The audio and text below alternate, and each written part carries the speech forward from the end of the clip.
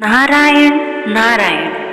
जय श्री राम जय श्री राम। इस सृष्टि में यदि किसी माता का त्याग सबसे महान माना जाता है, यदि किसी नारी की सहन शक्ति सबसे पवित्र कही जाए, तो वह है माता सीता।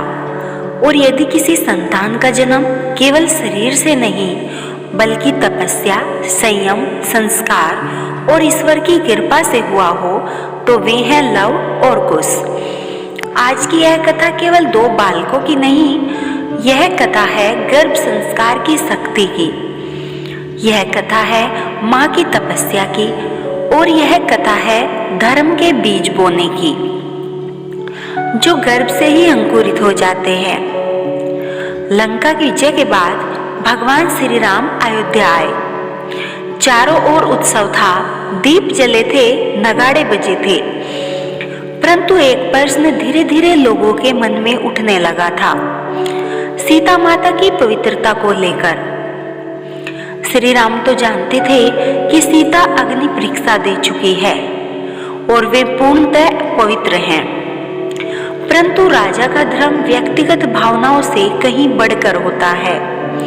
भारी मन से श्री राम ने सीता माता को वनवास भेजने का निर्णय लिया। लक्ष्मण उन्हें वाल्मीकि आश्रम के पास छोड़ आते हैं। सीता माता उस समय गर्भवती थी। न कोई राजमहल, न दासी, न सुविधा, केवल एक कुटिया, मिट्टी की जगह और तपस्या। लेकिन सीता कभी रोई नहीं। उसने सोचा, यदि मेरे गर्भ में राम के अंश पल रहे हैं, तो उन्हें राजसी सुख नहीं, राम के संस्कार चाहिए। यहीं से शुरू हुआ लव और कुश का गर्भ संस्कार। हर सुबह सीता माता उठती, स्नान करती और साफ सुथरे वस्त्र पहनती और बैठकर जाप करती, श्री राम श्री राम श्री राम।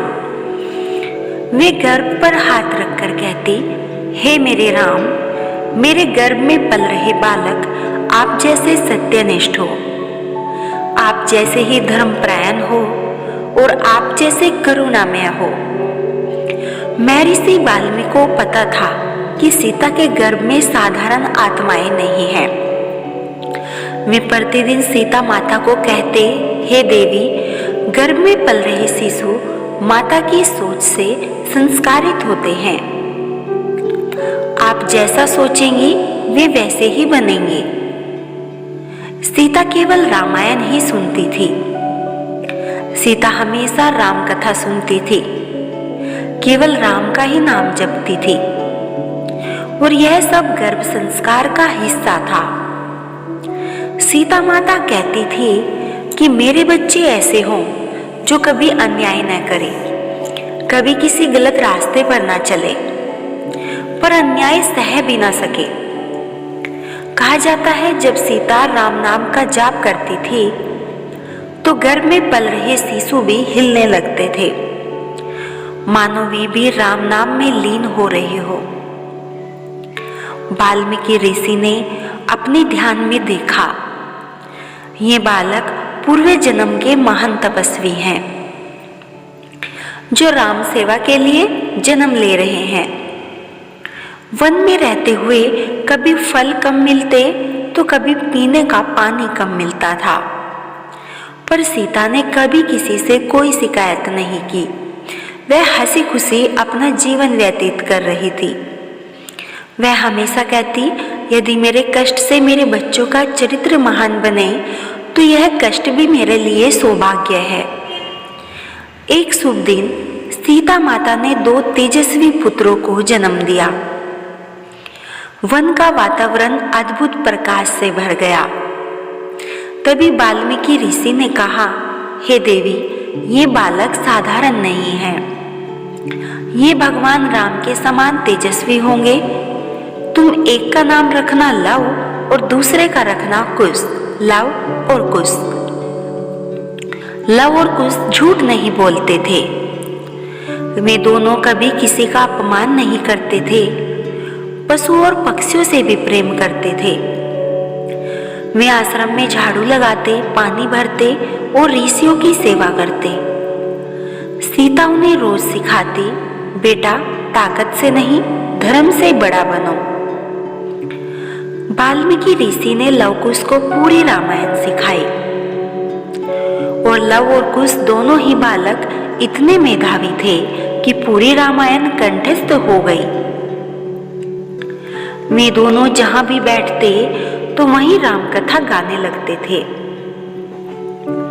एक दिन अयोध्या में अश्वमेध यज्ञ हुआ।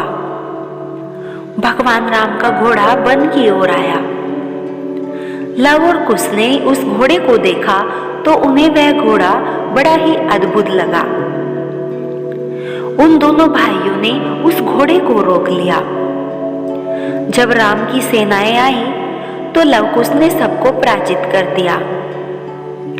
सबसे अंत में भगवान श्री राम स्वयं आए। तब लव कुश ने उन्हें रामायण गाकर सुनाई और भगवान श्री राम भावुक हो उठे। वाल्मीकि ने कहा, ये आपके पुत्र हैं प्रभु। सीता माता आई। राम की आंखों से आंसू बह निकले। पर सीता ने धरती माता से प्रार्थना की, यदि मैं सदा पवित्र रही हूं तो धरती मुझे अपने में समा ले। धरती फट गई और सीता समा गई। लव और कुश महान बने क्योंकि उनकी मां महान थी। यदि माता गर्भ में शुद्ध विचार रखे, भक्ति करे और सकारात्मक रहे तो संतान सविता संस्कारी बनती है। यदि आप चाहते हैं कि आपकी संतान तेजस्वी बने तो आज से ही राम नाम का जाप करो। हमेशा अच्छा सोचो, अच्छा बोलो, किसी का बुरा मत सोचो, क्योंकि गर्भ ही पहला गुरुकुल होता है। अगर आपको लव कुश की यह कथा अच्छी लगी हो, वीडियो को लाइक और शेयर और हमारे चैनल को सब्सक्राइब करें। जय श्री राम, जय मां सीता।